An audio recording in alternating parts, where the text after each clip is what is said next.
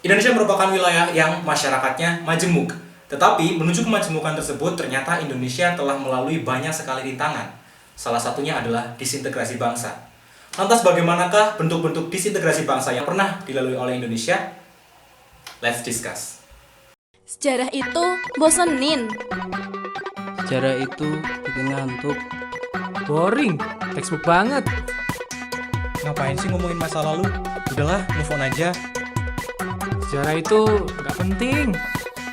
Sejarah Sejarah kok gitu? Sejarah? Sejarah Kok gitu? kok gitu? Sejarah tuh gini.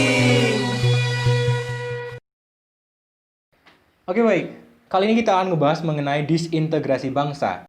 Maka kita akan bahas terlebih dahulu mengenai harafiahnya atau dari segi arti bahasanya disintegrasi itu apa. Ketika kita berbicara masalah disintegrasi, disintegrasi ini adalah keadaan yang tidak padu atau tidak satu atau mungkin bisa diartikan sebagai perpecahan. Nah, pasca Indonesia merdeka tahun 1945 ini Indonesia banyak sekali mendapat tantangan. Salah satunya adalah dari dalam negeri. Tapi sebelum masuk ke dalam negeri, kita akan sedikit ngebahas dari luar negerinya terlebih dahulu. Sejatinya Indonesia di tahun 1945 atau pasca merdeka, mereka tidak serta-merta berdaulat menjadi sebuah negara karena Indonesia hanya diakui secara de facto. De jure oleh Belanda, Indonesia diakui di tahun-tahun 1960-an. Tadi sudah kita bahas mengenai ancaman yang dari luar negeri, seperti Belanda yang ingin coba kembali masuk ke wilayah Indonesia, adanya agresi militer Belanda 1 dan juga agresi militer Belanda 2. Ternyata sejatinya muncul juga pergolakan-pergolakan yang dari dalam negerinya, dari dalam Indonesia ini. Salah satunya adalah dilatar belakangi oleh kemunculan ideologi ataupun kemudian kepentingan sebuah wilayah ataupun dalam hal ini adalah sebuah pemerintahan. Nanti kita akan bahas tiga hal tersebut. Nah, jika kalian ingin mengetahuinya bahwa pasca pemilu tahun 1955, menurut Herbert Feith, salah satu akademis dari Australia, dia menyebutkan bahwa Indonesia itu terbagi dalam 5 kekuatan besar. Yang pertama itu adalah kaum nasionalis yang diwakili oleh Partai Nasional Indonesia. Yang kedua adalah kaum ulama atau kaum agama, dalam hal ini diwakili oleh NU dan Masyumi. Yang ketiga adalah kaum komunis yang diwakili oleh Partai Komunis Indonesia. Yang keempat itu adalah sosialis demokrat yang diwakili oleh PSI. Dan yang terakhir adalah tradisional Jawa yang diwakili oleh Parindra. Bagaimana pergolakan ini mulai muncul adalah di bidang ideologi terlebih dahulu. Di tahun 1948 muncul adanya sebuah pemberontakan, dalam hal ini adalah yang terjadi di Madiun atau orang-orang sering menyebutnya dengan PKI Madiun di tahun 1948.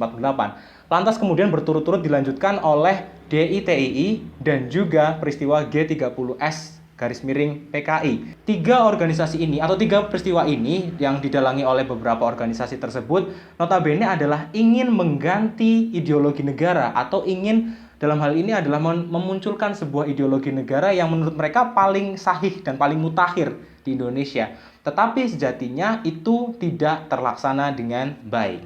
Disintegrasi yang kedua ini adalah disintegrasi berlatar belakang dari kepentingan. Belanda ketika masuk ke Indonesia, yang kemudian Indonesia ini adalah sudah merdeka, kemudian Indonesia ini ingin menyatukan benar-benar seluruh wilayahnya. Tetapi ketika itu Belanda atau Hindia Belanda itu tidak mau dan tidak ingin wilayah tersebut atau wilayah yang kemudian menjadi wilayah jajahan Belanda ini tidak disetujui oleh Ratu Belanda, yang mana kemudian akhirnya tentara-tentara Belanda ketika itu mencoba menginfiltrasi dan mencoba untuk memberikan dampak kepada orang-orang yang ada di daerah.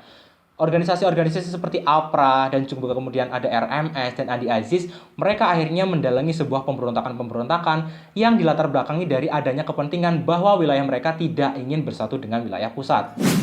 Jadi di tahun-tahun 1945 sampai tahun 1950-an, Indonesia ini juga berkutat dengan permasalahan-permasalahan. Salah satunya adalah kemunculan konsep negara federal yang kemudian disingkat teman-teman mungkin bisa tahu adalah BFO. Dalam hal ini adalah BFO atau negara federal ini mengharuskan wilayah-wilayah Indonesia ini akhirnya dipecah-pecah. Nah, wilayah Indonesia menurut perjanjian Linggarjati akhirnya itu terpecah menjadi negara Pasundan dan juga ada negara bagian Indonesia Timur dan yang lainnya. BFO ini atau negara federal ini tidak serta-merta mereka mendukung pro dari Hindia Belanda atau seterusnya mendukung pro Hindia Belanda. Tetapi yang menjadi unik adalah Justru perlawanan atau kemudian pemberontakan dari PRRI dan juga Permesta yang justru malah menjadi sebuah pemberontakan yang terus berlanjut. Demikianlah tadi materi mengenai disintegrasi. Bagaimana saya sudah menjelaskan apa sih yang dinamakan dengan disintegrasi dan bagaimana bentuk-bentuk ancaman tersebut, mulai dari adanya ideologi, kepentingan pemerintah, sampai bentuk-bentuk negara. Nah, teman-teman, apakah di era sekarang atau di zaman sekarang masih adakah bentuk-bentuk disintegrasi atau ancaman-ancaman seperti yang sudah saya jelaskan? Mari kita didiskusikan di kolom komentar.